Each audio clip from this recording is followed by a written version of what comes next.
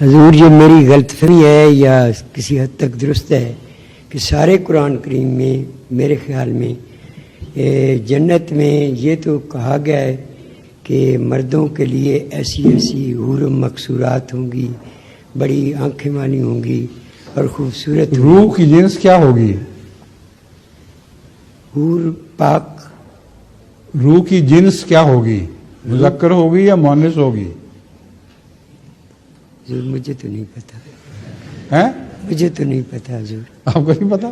جی قرآن کریم فرماتا ہے یا ایتھا النفس المطمئنۃ ارجعی الی ربک راضیۃ مرضیہ، اے نفس مطمئنہ، اور خطاب مؤنث کو ہے، تو اپنے نفس اپنے خدا کی طرف راضیہ مرضیہ، یہ بھی عورتوں والے خطابات ہیں، تو راضیہ مرضیہ اپنے رب کی طرف لوٹا۔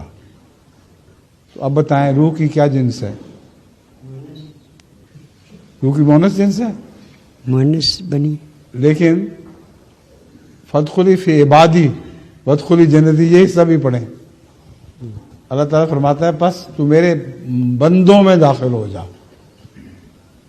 تو اس کا مطلب یہ ہے کہ اس آیت نے یہ مسئلہ حل کر دیا، روح کی کوئی جنس نہیں ہے۔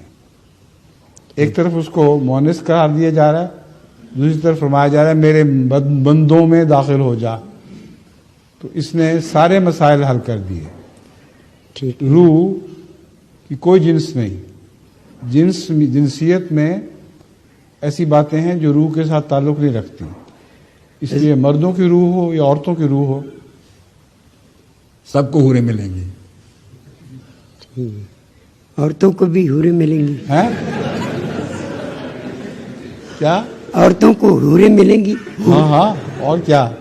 وہ بھی مرد؟ جب روح جنسی کوئی نہیں ہوگی تو پھر حور سے مراد بھی کوئی عورت نہیں ہے۔